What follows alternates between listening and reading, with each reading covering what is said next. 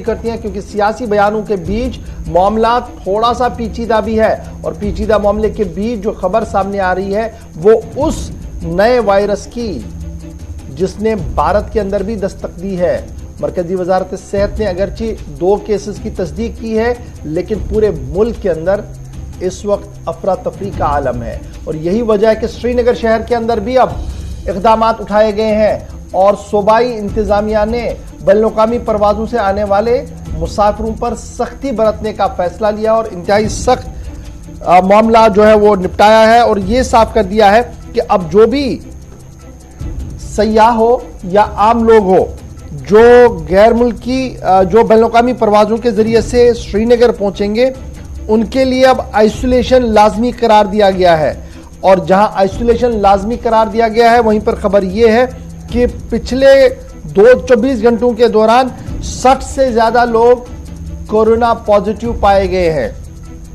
और ये सारे फॉरेन ट्रैवल करके आए थे, यानी बैरूनी मुल्क से श्रीनगर आए थे और श्रीनगर आने पर उनके टेस्ट पॉजिटिव पाए गए। पिछले 24 घंटों के दौरान 60 लोग जो है वो पॉजिटिव पाए गए हैं जिन्हें सरकारी तौर पर क्वारंटीन किया गया है, यानी सरकार ने जो क्वारंटीन मरकज कायम किए हैं 3-4 मरकज श्रीनगर के अंदर कायम किए गए हैं वहां पर उन्हें रखा गया है और जो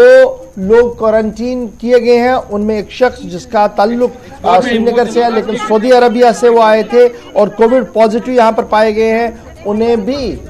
मजीद इलाज मुआवजे के लिए क्वारंटीन किया गया और सरकार की तरफ से साफ कर दिया गया है कि आइसोलेशन इंतहाई अहम है और सरकारी निगरानी में यह सारा प्रोसेस चलेगा और किसी को भी एसओपीज को फ्लोट करने की एसओपीज को खत्म करने की इजाजत नहीं दी जाएगी। इधर सूबाई कमिश्नर ने भी कल एक बार फिर इस पूरे मामले का नोटिस लिया है और इंतजामात को हतमी शक्ल देते हुए सख्ती के साथ एसओपीज को फॉलो करने की बात कही है। चलिए, बात कोविड के हवाले से हो रही है तो बढ़ते हैं आगे। बात जरा 2 बड़ी खबरों की ओर करते हैं। एक तो कोविड के पिछले 24 घंटों में मामला और उसके बाद सरकार हरकत में किस तरीके से आई है। एक जो पिछले 24 घंटों की सूरत हाल है, 177 कोरोना के नए पॉजिटिव केसेस। अच्छी बात यह है कि किसी की मौत नहीं हुई है। मुतासरा अजला में कल रियासी था, आज श्रीनगर और बारामूला दोबारा सरे फहरिस्त हैं। जम्मू इंतजामिया ने इन सारी चीजों को और नए वेरिएंट ओमिक्रॉन को मद्देनजर रखते हुए कोविड के लिए 6 मजीद ऐसे होटल्स जो हैं जिनको अब इंतजामिया की तरफ से कोविड केयर सेंटरों में तब्दील करने का फैसला लिया गया और लद्दाख के अंदर भी सूरत हाल बदली नहीं है, जहां पर सिविल सेक्रेटरीट को सिर्फ इसलिए बंद कर दिया गया है क्योंकि कोविड के जहां केसेस बढ़े हैं तो वहां पर नकलो-हमल जो है उसको कम करने के लिए भी मुस्बत मामलात में जब इजाफा लद्दाख यूटी के अंदर भी हुआ है तो इंतजामिया ने एहतियाती तदाबीर उठाते हुए लेह में 30 प्लस केसेस जब जा रहे हैं, ये 2 दर्जन से ज्यादा केसेस मुसलसल आ रहे हैं 24 घंटों में, तो पाबंदियों का सिलसिला मजीद तेज कर दिया गया है। इधर जहां तक जम्मू कश्मीर की बात है, लद्दाख के अंदर सेक्रेटरीट में आम लोगों के दाखिले पर पाबंदी आयद हुई है, तो जम्मू के अंदर और श्रीनगर के अंदर जहां पर केसेस कल के वक्त में सबसे ज्यादा हैं, 24 घंटे देखेंगे तो Baramulla, north Kashmir top of the table Srinagar और उसके बाद दूसरा नंबर बारामूला का। अच्छी चीज यह है कि डेथ परसेंटेज नीचे रही है, लेकिन बैरूनी ममालिक से आने वाले मुसाफिरों पर पाबंदी कैसे लगाई जाएगी ये भी थोड़ी देर में सारी चीजें आपके सामने रखेगी, क्योंकि गाइडलाइंस मरकजी सरकार की तरफ से भी जारी कर दी गई हैं। और जम्मू के अंदर इंतजामिया ने एहतियाती तौर पर होटल विवेक बस स्टैंड के पास, होटल प्रीमियर रेजिडेंसी ये दूसरा होटल होगा, इसके अलावा होटल अमृता विवेकानंद ये तीसरा, होटल केसी रेजिडेंसी और होटल लॉर्ड्स इन और होटल सिटी टॉप, ये 6 होटल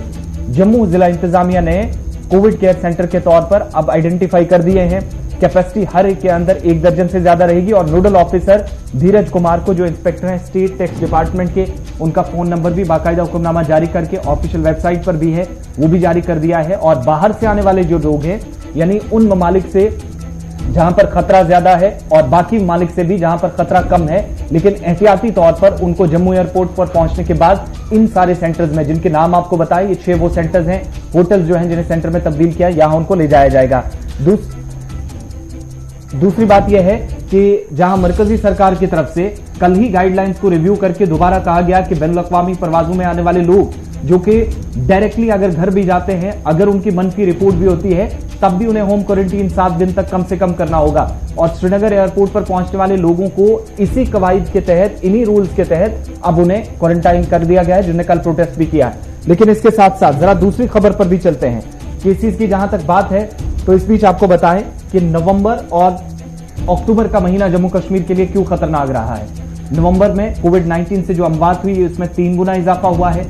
अक्टूबर के मुकाबले मुतासरीन 67% तक बढ़ गई है। यहां से अंदाजा लगाइएगा। और दूसरी बात यह है कि जो आदादोशुमार बताते हैं उसमें पता चलता है कि जो हमारे सामने अक्टूबर के दौरान नंबर थे वो नवंबर में आते आते बढ़ गए हैं और अमवात की शरह जो है वो तकरीबन 3% तक बढ़ गई है। ये भी सरकार के आदादोशुमार बताते हैं। 1 अक्टूबर को 3,29,000 के आसपास थे केसेस, लेकिन एक महीने के दौरान 2686 नए केसेस की तस्दीक हुई यूनियन टेरिटरी के दोनों सूबों के अंदर। एक महीने के अंदर यह तादाद 3,32,000 से तजावुज कर गई है। और सबसे तशवीश वाली बात जो है कि आज के वक्त में जहां पर पाबंदियां आयद की जा रही हैं, नए वेरिएंट से बचने के लिए कोशिशें हो रही हैं, इन सब के बीच में 3% के अमवात का भी इजाफा यूनियन टेरिटरी के अंदर देखा गया है। और रात को ही जम्मू कश्मीर हेल्थ डिपार्टमेंट की तरफ से एक और हुक्मनामा जारी कर दिया गया कि जो लोग बाहर से सफर करके जम्मू कश्मीर आएंगे तब तक उन्हें दाखिले की इजाजत जम्मू कश्मीर में नहीं मिलेगी जब तक वो अपनी